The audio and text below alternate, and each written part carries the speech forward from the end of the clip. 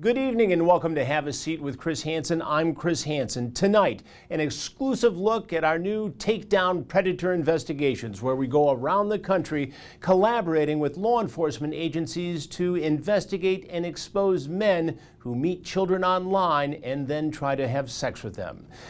In this first episode, we collaborate with the Genesee County Sheriff and his ghost team, Chris Swanson. And the first guy who walked in the door on one Thursday afternoon was himself a cop. True Blue presents Takedown with Chris Hansen.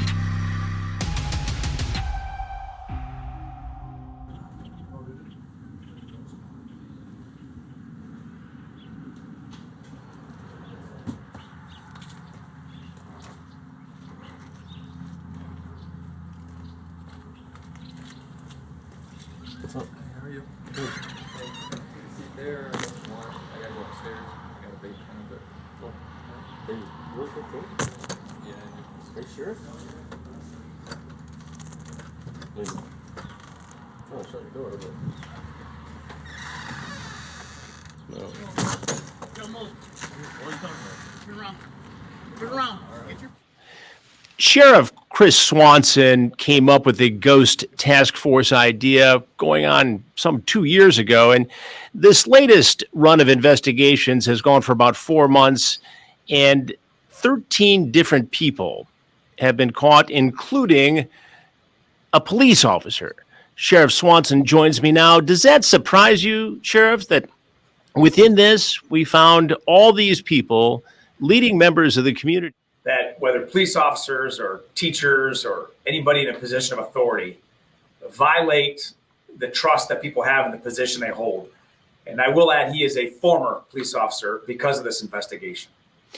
You know, it was interesting, Sheriff, and you and I have discussed this before. When he walked in and I had the opportunity to confront him, I could sense immediately that he was in a position of authority. He was going to tell me and tell your deputies and detectives how this was going to go. Yes. And I said to the crew afterwards, I said, mark my words, this is going to be a teacher, a city councilman, some big time executive, or a law enforcement officer. And sure enough, when your guys went out to search his pickup truck, what did they find? Weapons, police IDs, badges, loaded weapons, I might add.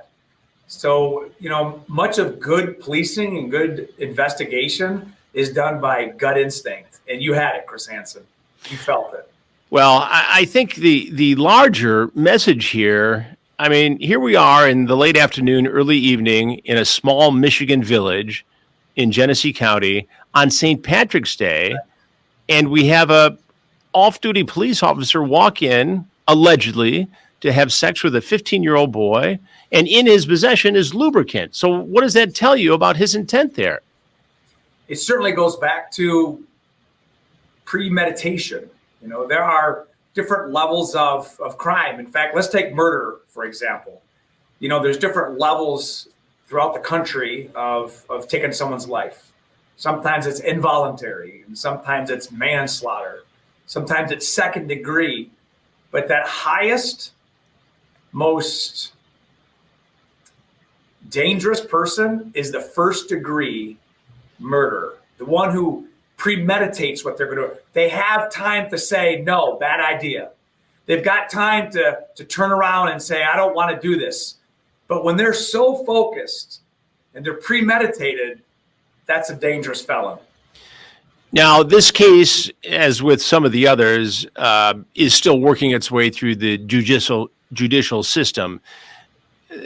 So everybody's innocent till proven guilty. But I have been contacted, and I know your office has been contacted by multiple people in mid-Michigan raising questions and leveling accusations about Todd Baraka's behavior in his various capacities as a law enforcement officer and a school administrator. Where does this continuing investigation stand as we speak? Well, it's interesting you bring that up because, you know, there are 3,084 sheriffs across America today. And there are far more police chiefs that are hired by councils and mayors, but sheriffs answer to the people. we're elected by the people. We answer to the people. And when you have somebody like Todd Baracco, you've got to play it smart.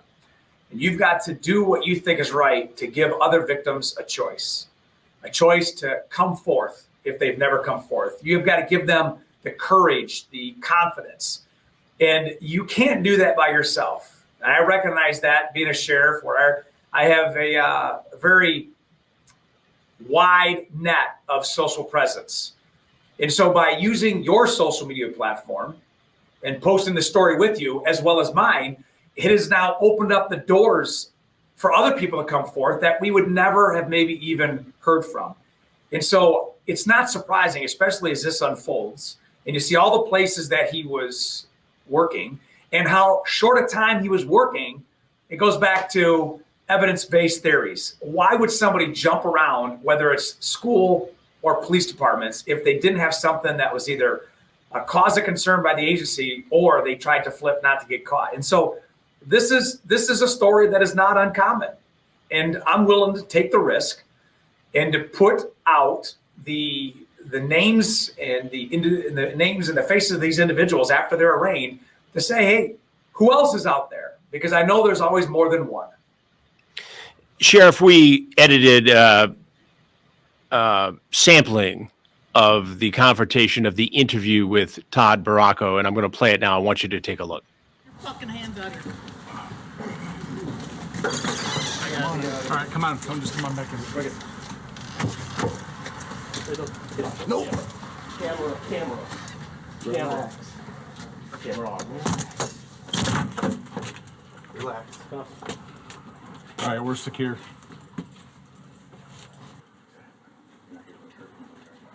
No, I'm not here.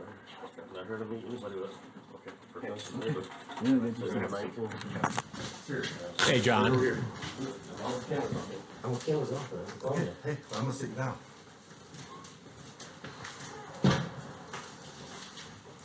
John.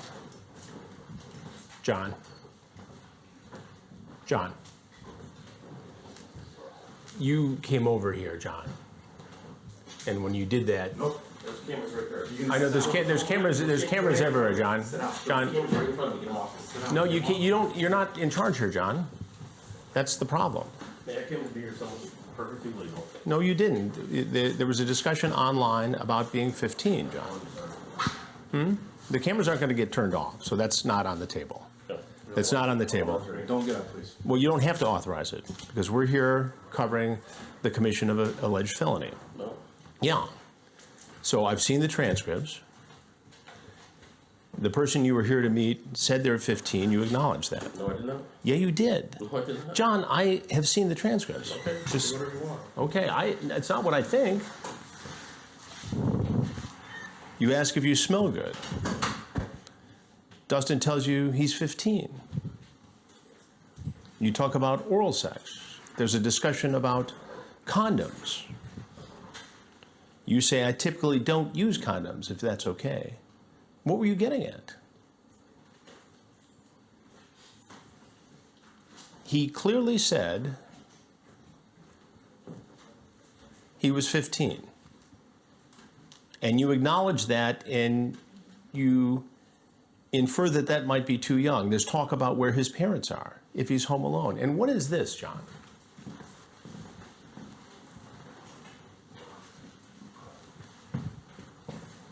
Explain this. Help me to understand what you were thinking here. Okay, no, you got to sit down. Yeah, you do. Well, you don't have a choice here, John. Yes, I do. No, you don't, actually. No, you don't. You do not. An attorney. All right? There's something you need to know. Okay. I'm Chris Hansen, I don't know who that is. and I'm a journalist, Okay.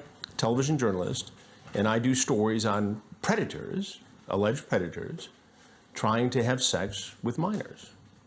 That's what you were trying to do today. No. Okay, so how do you explain your way out of it, John? I'm not talking. What's your last name? I'm not talking.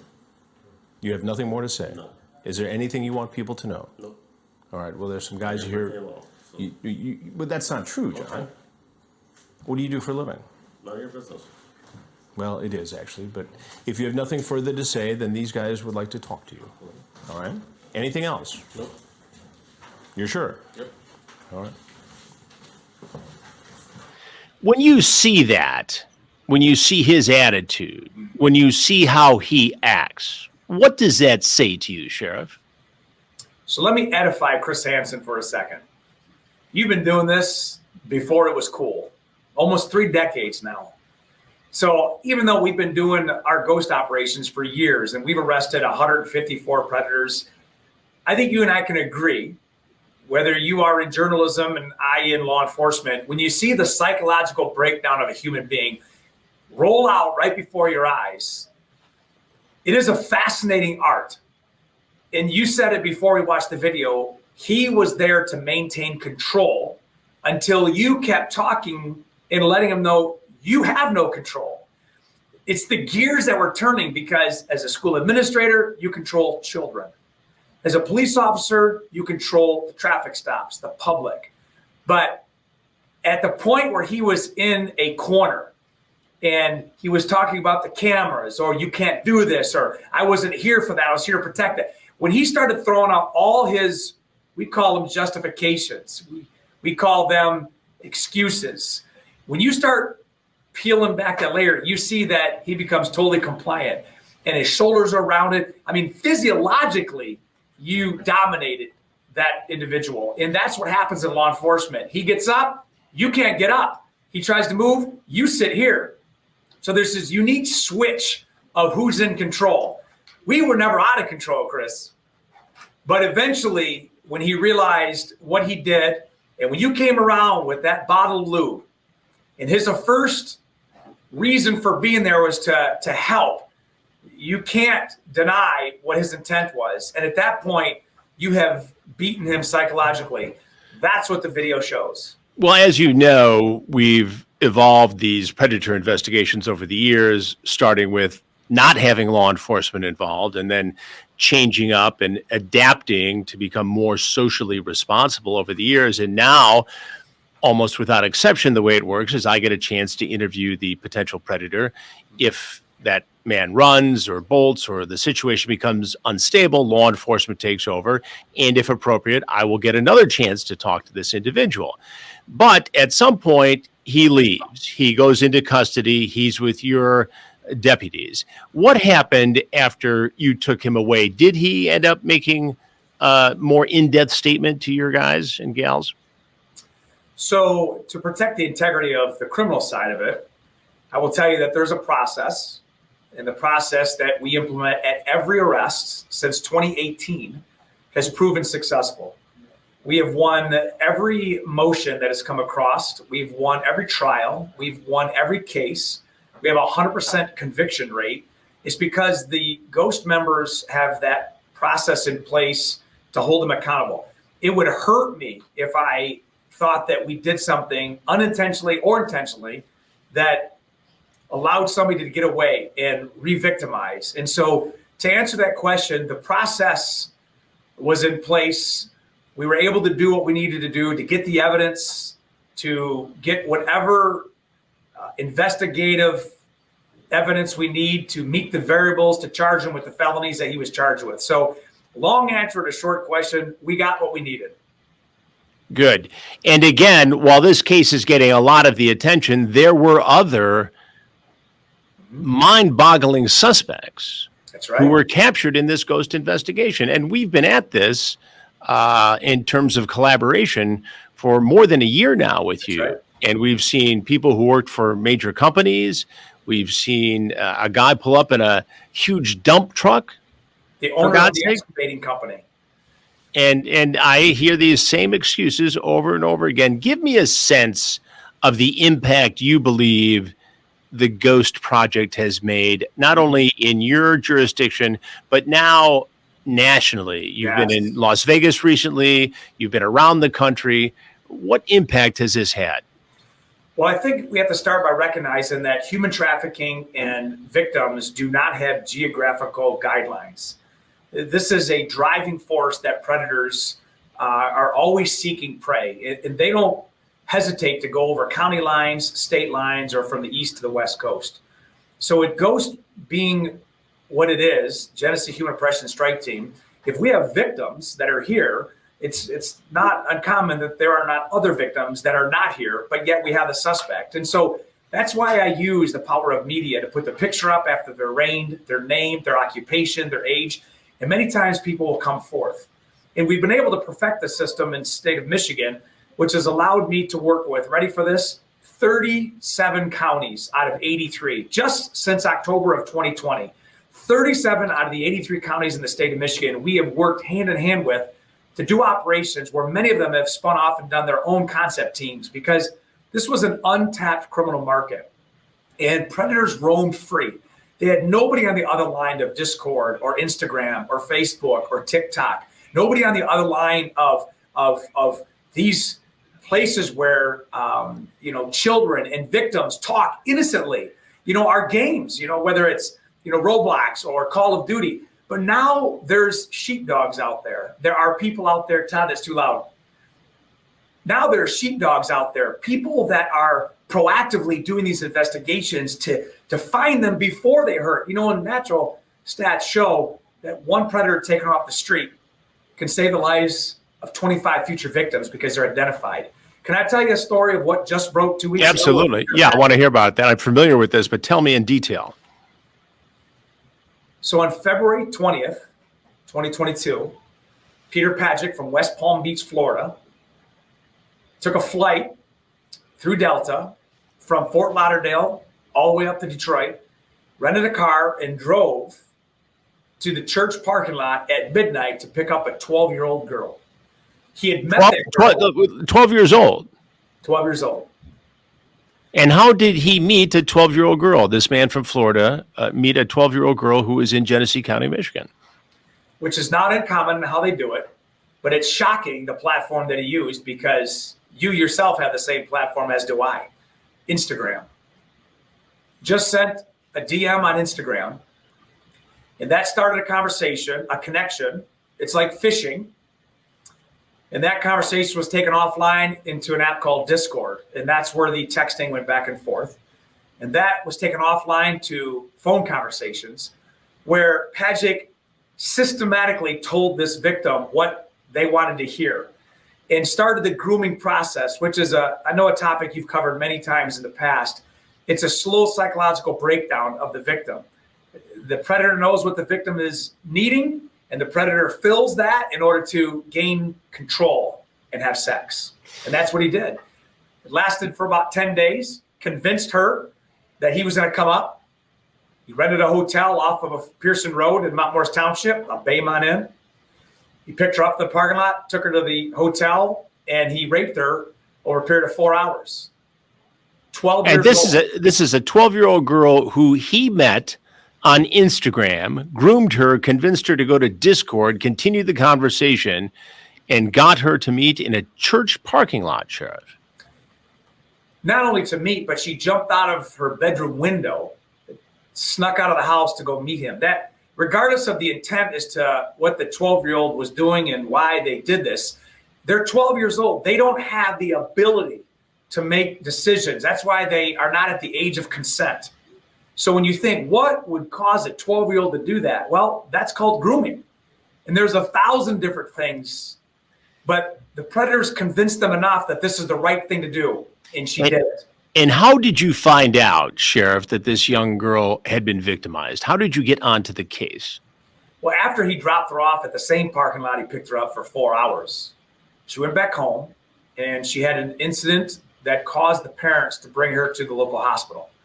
And that incident that took place when she was brought to the hospital and having conversations with some of the nursing staff, and we have, like in other parts of the country, they're called SANE nurses, sexual assault nurses. And so they can pick on and pick up different red flags. And that's what happened in this case. And our GHOST member was dispatched. We have a 24-hour investigator dispatched, realized that this happened. And in 3 days from that moment, we already had the suspect identified.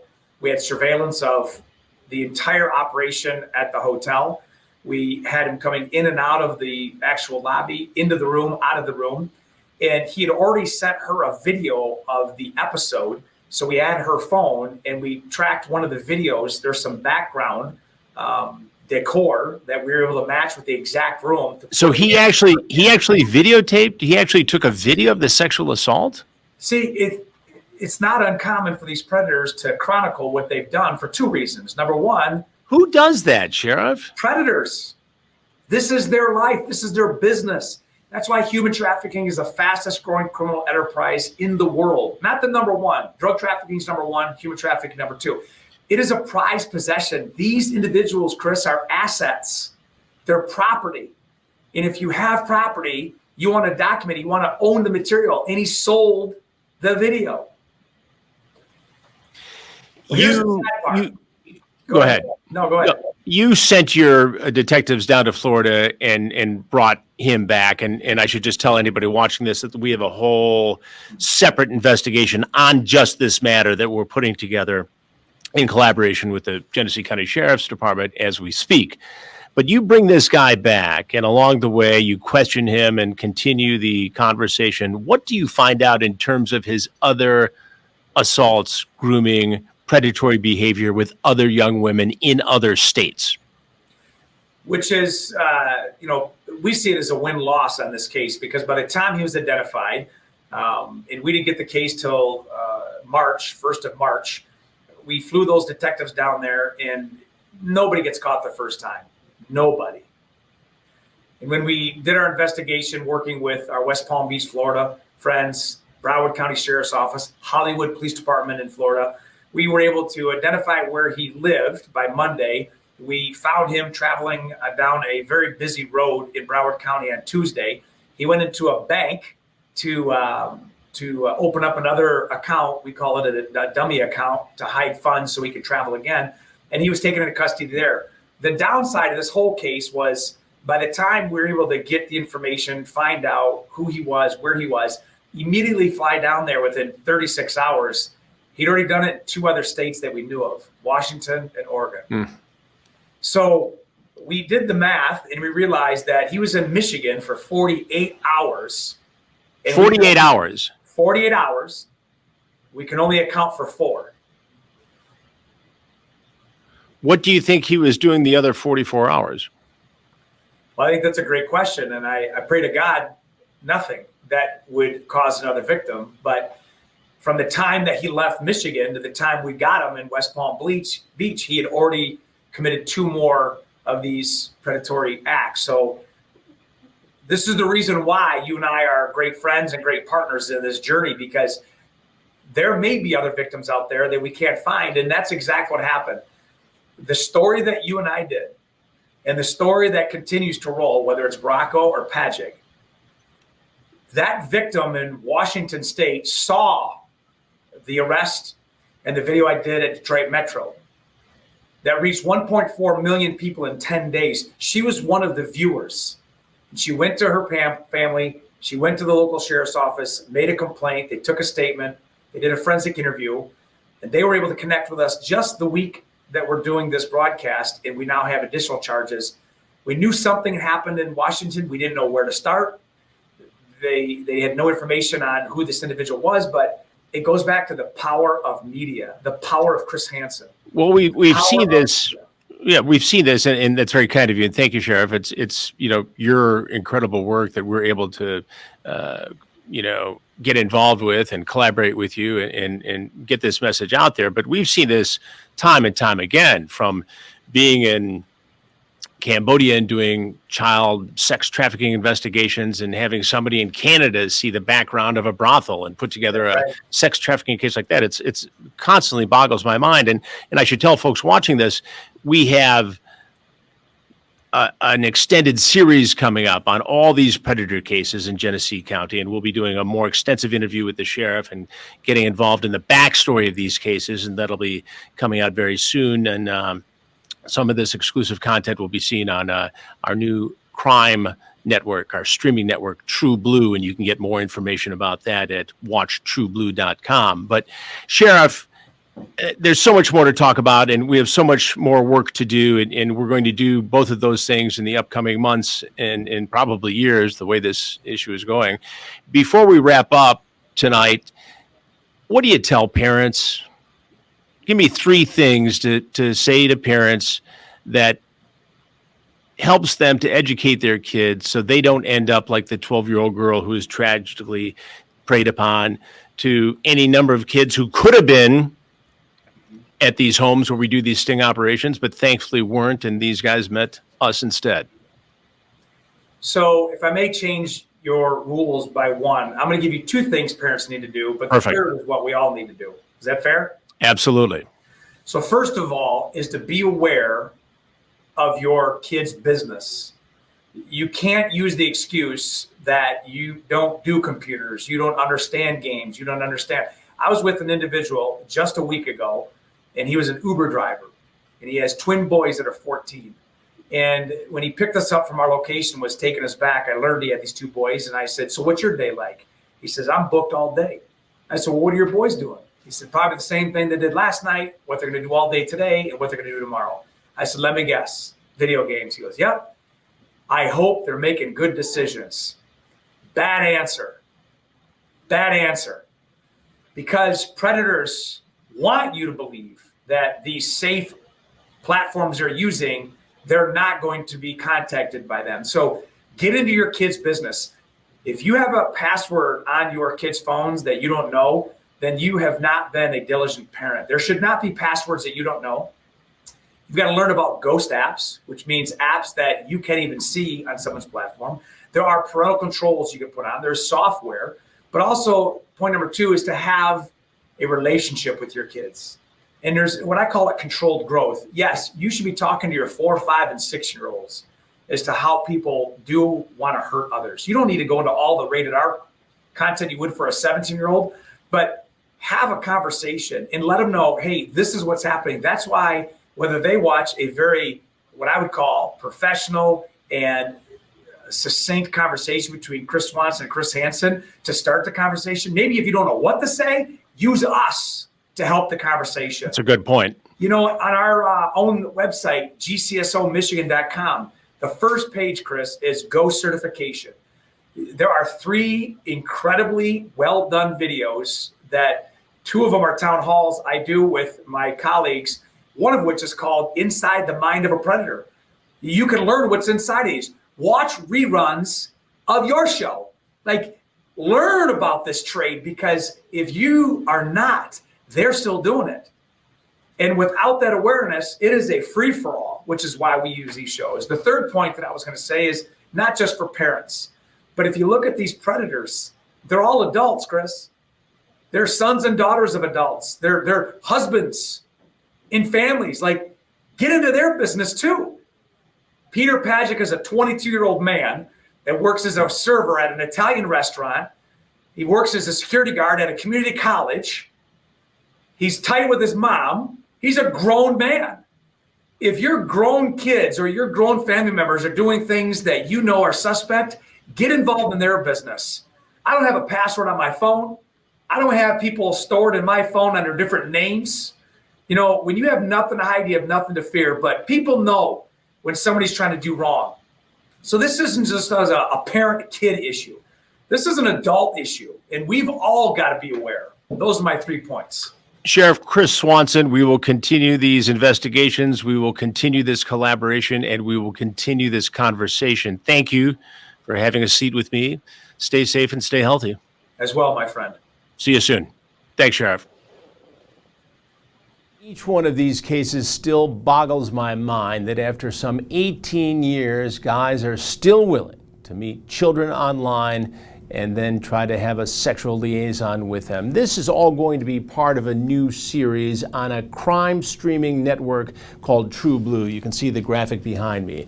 So we'll continue to keep you updated here on the YouTube channel, but the complete series you'll see on True Blue, which launches this fall. For more information and to subscribe, you can go to watchtrueblue.com. I'll see you on the next episode of Have a Seat with Chris Hansen. Until then, I'll be watching and listening.